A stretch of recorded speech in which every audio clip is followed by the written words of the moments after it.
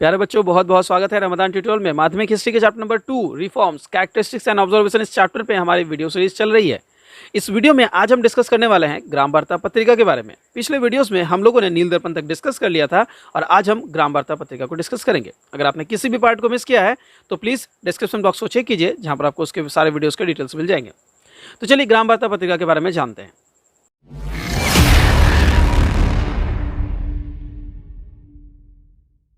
बच्चों, ग्राम वार्ता पत्रिका हरिनाथ मजुमदार द्वारा लिखी गई एक न्यूज़पेपर थी, जो पहले मंथली पब्लिश हो रही थी, बाद में वो वीकली कन्वर्ट कर दी गई थी।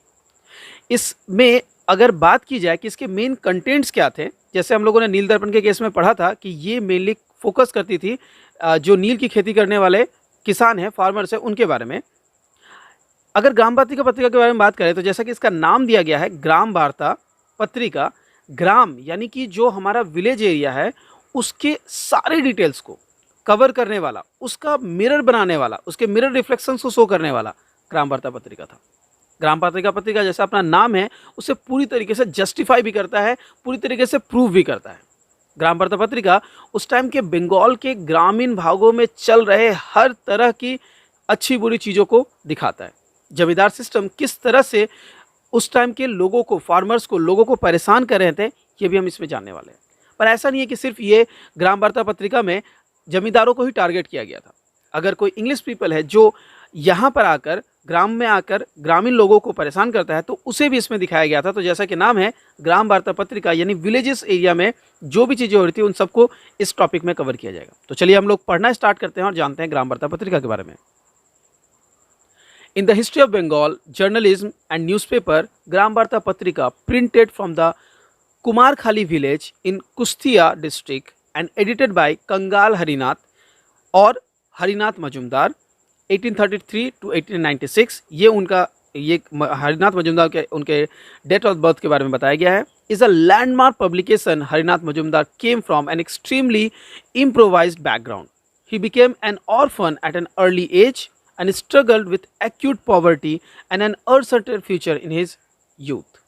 तो एक बच्चे की बात की जा रही है जो एक बहुत ही कम उम्र में यतीम बन जाता है।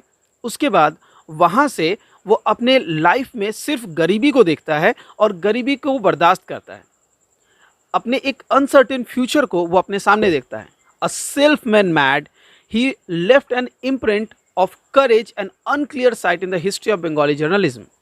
ये उनके जर्नलिज्म को कहा गया कि उन्होंने जिस तरह की जर्नलिज्म बंगाल में दिखाई है, इस तरह के जर्नलिज्म को हम एक रास्ता मान सकते हैं उन लोगों के लिए जो जर्नलिज्म को आगे स्टडी करना चाहते हैं, उनके लिए चूज़ करना चाहते हैं। चलिए आगे बढ़ते हैं और आगे देखते हैं क्या चीज़ें दी गई हैं। Always stacked by poverty, Kangal Harinath decided to highlight the plight of rural Bengal in those days of nationalist awakening। He himself pointed out how contemporary newspaper always published urban and world news। तो उस time पर वो एकदम clear बताना चाहते हैं कि जो हमारे न्यूज़पेपर्स थे वो या तो वर्ल्ड न्यूज़ को पब्लिश कर रहे हैं या फिर अर्बन एरिया में जो डेवलपमेंट हो रहे हैं या उसकी जो स्टोरीज है उसे कवर कर रहे हैं, लेकिन रूरल बंगाल को कोई कवर नहीं कर रहा था। ग्राम वार्ता पत्रिका ने यही चीज़ स्टार्ट की। He picked up the happenings in rural Bengal and brought them to light. In April 1863, the first day of Boisak 2070, the first edition of monthly Gram Varta Patrika was published. Later, it became a fortnightly and then a weekly. If a newspaper is called the mirror of contemporary times, then Gram Varta Patrika can be truly be called a reflection of the village life in the contemporary Bengal। समझ सकते हैं कितना value इसका था। Each edition of his magazine was replete with observations and commentaries on land, landlords, peasants, jamidars, indigo planters and connected topics। Harinath Majumdar highlighted the oppression inflicted by the landlords in the pages of ग्राम वार्ता पत्रिका। आगे पढ़ के बताते हैं, लेकिन उससे पहले से थोड़ा समझा दें। ऐसा नहीं है कि ग्राम वार्ता पत्रिका में जब कवर किया गया तो सिर्फ जमींदार को कवर किया गया। जमींदार कर क्या रहे? तो जमींदार इंडिगो प्लांटर्स जो थे वो भी इसी फील्ड में पढ़ते थे, जो ग्राम में वो भी खेती करवा रहे थे और इस चीज़ को भी उन्होंने अपने न्यूज़पेपर में कवर किया। यानी ग्राम में होने वाले हर अच्छी बुरे चीज़ को उन्होंने अपने टॉपिक्स में कवर किया था। और उस टाइम पे समाज में ज़्यादातर चीज़ें जो बुरी हो रही थी, वही सारी चीज़ें जो आप पर अत्याचार की जा रही है, उनको इसमें कवर करके बताया गया कि ये आप पे अत्याचार हो रहा है, आप जागिए, सतर्क होइए। He wrote in no uncertain terms that zamindars were the first and the foremost oppressors. सबसे पहले उन्होंने जमींदार को इसके लिए कहा कि अगर हम ब्रिटिशर्स के बारे में सोच रहे हैं और हम उनसे निजात पाना चाहते हैं तो ये बाद की बात है, सबसे पहले हमें जमींदार से निजात पाना पड़ेगा। लेकिन थोड़ी देर में हम पढ़ने वाले हैं कि हम जमींदारों को पूरी तरीके से ख़त्म करने की तरफ नहीं है, वो क्या कहना चाहते थे हम ये भी पढ़ने वाले हैं। In rural Bengal as he started printing reports of zamindar tyranny, attempts were made to first tempt him and then to coerce him into silence. बहुत कोशिश की है कि बस उन्हें शांत करवा दिया जाए, उनकी आवाज़ अब ग्राम वार्ता पत्रिका को बंद की जाए। But Harinath could not be silenced. After the Peasants' Revolt 1872 to 1873 AD started in Pabna, most influential journals and papers sided with Jamidars. Gram Varta Patrika was a glorious exception. Though it was vocal against the operations of Jamidar, the magazine did not demanded that the Jamindari system be annulled.